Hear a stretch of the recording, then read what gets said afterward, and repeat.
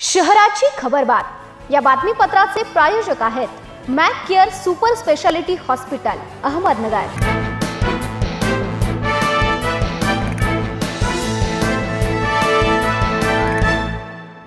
प्रेक्षकांनो नमस्कार, मी निर्जला न्यूज 24 सह्याद्रीमध्ये तुमचं स्वागत। तर पाहूयात अहिल्यानगर शहरातील महत्त्वपूर्ण बातम्यांचा आढावा शहराची खबरबातमध्ये।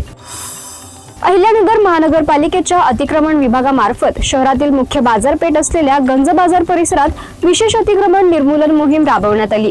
भाजी मंडई व आसपासच्या परिसरातील काही व्यावसायिकांकडून रस्त्यावर स्टॉल, साहित्य व अन्य वस्तू ठेवून अतिक्रमण करण्यात येत असल्याने नागरिकांच्या वाहतुकीस मोठा अडथळा निर्माण होत होता। गंज बाजार हा शहरातील महत्त्वाचा सराफ व व्यापारी परिसर असून येथे दररोज मोठ्या प्रमाणात नागरिकांची वर्दळ असते, त्यामुळे रस्ते मोकळे व सुरक्षित राहणे अत्यंत आवश्यक आहे।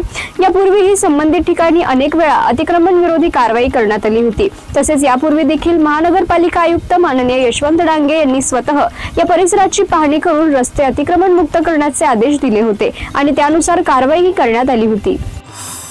अहिल्यानगर येथील जिल्हा व अतिरिक्त सत्र न्यायालयाने 9 मे 2023 रोजी घडलेल्या एका अत्यंत गंभीर गुन्ह्यात शकील सजन शेख या आरोपीला जन्मठेपेची कठोर शिक्षा सुनावली आहे। आरोपीने तोफखाना भागातील एका दुकानाच्या तळघरात 11 वर्ष 7 महिने वयाच्या एका मतिमंद बालिकेवर लैंगिक अत्याचार केले होते।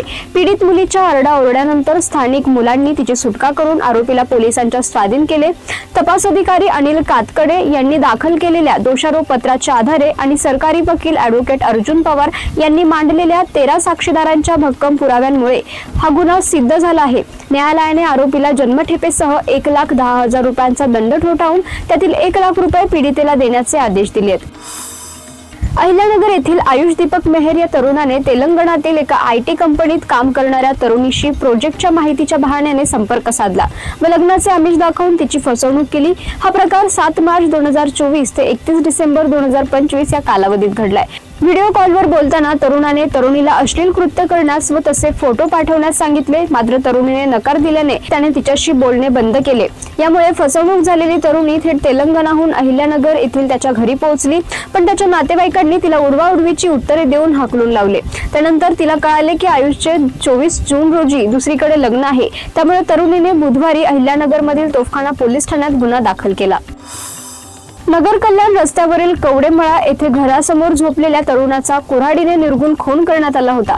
या खुनाची अवघ्या 12 तासात उकल करून स्थानिक गुन्हे शाखेच्या पोलीस पथकाने देहरे शिवारातून 4 जणांच्या मुसक्या आवळल्यात। जमिनीच्या वादातून खून केल्याची कबुली आरोपींनी दिली आहे। लक्की उर्फ बाबा राहुल वैराळ, करण विशाल शिंदे, गणेश उर्फ गणीबाबा मनोज चावरे, विशाल उर्फ रानटी रामचंद्र उमाप असे आरोपींची नावे आहेत।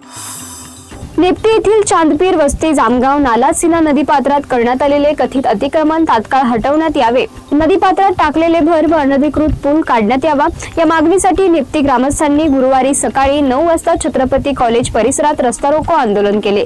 ग्रामस्थांनी तहसील कार्यालयाकडे दिलेल्या निवेदनात चांदपीर वस्ती परिसरातील सीना नदीवरील काही व्यक्तींनी नदीपात्रात अतिक्रमण करून पाण्याचा नैसर्गिक प्रवाह अडविल्याचा आरोप केला होता।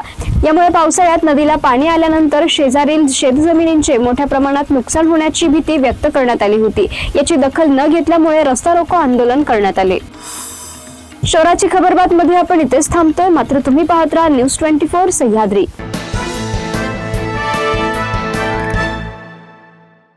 या बातमीपत्राचे प्रायोजक होते Mac care super speciality hospital Ahmednagar.